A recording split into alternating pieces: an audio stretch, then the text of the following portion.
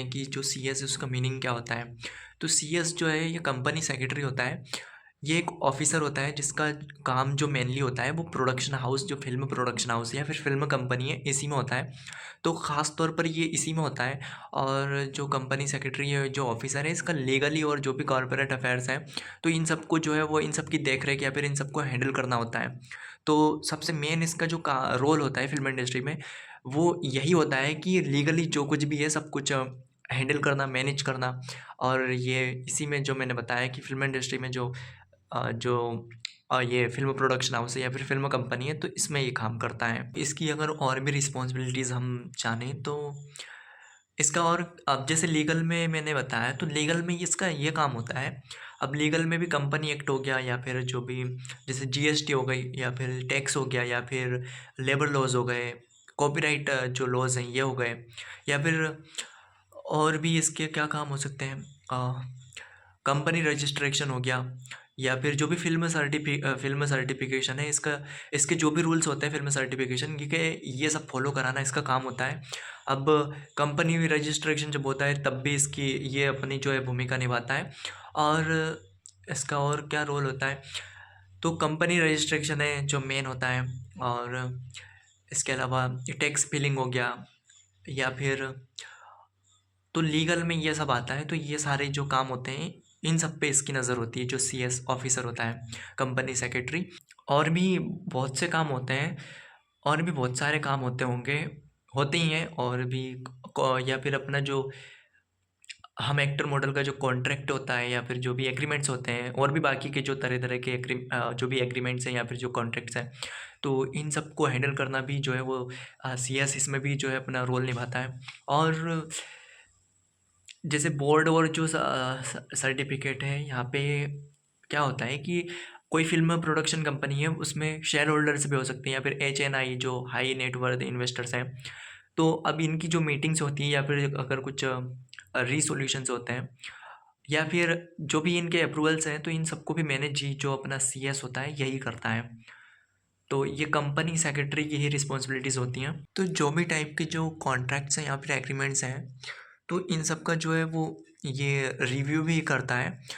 तो अब रिव्यू में अब जो एक्टर मॉडल के ही जो है वो कॉन्ट्रैक्ट्स या एग्रीमेंट से तो होते नहीं हैं। इसमें डायरेक्टर्स हो गए, डिस्ट्रीब्यूटर्स हो गए, तो और जैसे कि नेटफ्लिक्स, अमेज़न के जो ओटीटी प्लेटफ़ॉर्म्स के जो कॉन्ट्रैक्ट्स एग्रीमेंट्स होते हैं, तो इन सबको भी रिव्यू करता है। और जो भी लीगली जो भी एग्रीमेंट्स हैं, कॉन्ट्रैक्ट्स हैं, इन सबको ये देखता है कि लीगली सही है या नहीं है। तो ये भी यही करता है ये सारे काम भी। प्रोड्यूसर के जो लीगल राइट्स हैं, प्रोड्यूसर के मामले में, अब जहाँ प्रोड्यूसर की बात आती है तो प्रोड्यूसर का अब जैसे लीगल जो भी राइट्स हैं प्रोड्यूसर के, तो इन सबको भी इंश्योर करता है। साथ में जो कॉम्प्लियंस रिपोर्ट्स होती हैं, तो ये रूल्स इन सबको भी जो है वो प्रिपेयर करता है। और अगर जैसे कि कोई फ़िल्म कंपनी है उसमें फाइनेंशियल और अब लीगल राइट्स ये सब तो होते ही हैं, तो इन सबको भी वो कंट्रोल करता है, जो सीएस होता है। और एक और बात की, जो अब ये एमसी में जब रजिस्ट्रेशन होता है कंपनी का, तो मिनिस्ट्री ऑफ कॉरपोरेट अफेयर्स करके, तो वहाँ पे भी जो है वो ये कंपनी सेक्रेटरी का काम होता है।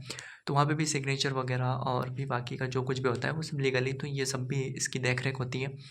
तो ये भी इसके काम में आता है। अब कॉपीराइट में भी कई तरह के कॉपीराइट्स होते हैं। उसमें सबसे पहले तो अपनी फ़िल्म स्टोरी है इसका जो कॉपीराइट है, या फिर म्यूज़िक है, लोगो है, या फिर और जो भी, अब इसमें भी इसके बाद जो भी प्रमोशनल शूट्स जो मटेरियल है या फिर जो मर्चेंडाइजिंग है, और इसके अलावा भी और भी जो कुछ भी होता है, तो इन सबको भी जो है वो इनकी जो प्रोडक्शन है, तो इन सबको भी एकदम जो है कन्फर्मली श्योरली जो है वो डिसाइड या फिर तय करता है।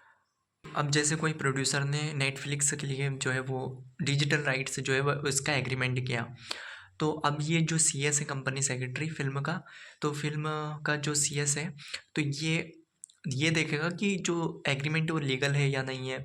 अब टैक्स इम्प्लीकेशंस ये सही है या नहीं है। और भी वर्क्स, एचएनआई जो है हाई नेट इन्वेस्टर्स है, तो इनके जो कॉन्ट्रैक्ट्स है, जो भी एग्रीमेंट्स हैं, ये सारे जो है अप्रूवल ये कंप्लीट हैं या नहीं है।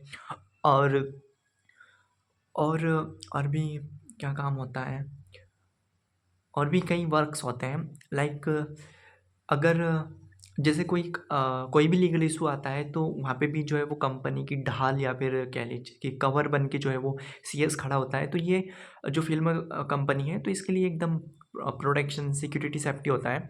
तो इसका ये सारा जो है वो काम होता है। अब आपको क्लियर हो गया होगा पूरी तरह से कि जो फ़िल्म का जो सीएस है, कंपनी सेक्रेटरी, तो फ़िल्म कंपनी का कंपनी जो सेक्रेटरी है, ये इसका जो मेन जो काम होता है वो क्या होता है?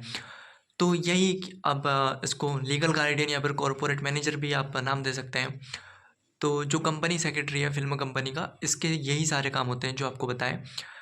और ये यही देखता है कि कंपनी जो है वो सारे रूल्स है, रेगुलेशंस है, इन सब के जो है वो अंडर में सही से चल रही है या नहीं। और लीगल इश्यूज़ जो सारे हैं इन सबको भी मैनेज हैंडल करना। और जो भी कॉन्ट्रैक्ट्स हैं, इन्वेस्टर्स हैं, इनके जो कॉन्ट्रैक्ट्स हैं, डायरेक्टर्स हैं, तो इन सब के सारे जो भी कॉन्ट्रैक्ट्स होते हैं, तो इन ये सारे प्रोटेक्ट हैं या नहीं, तो ये सब देखना भी इसी का काम होता है। तो यही सब था जो कंपनी सेक्रेटरी के बारे में था।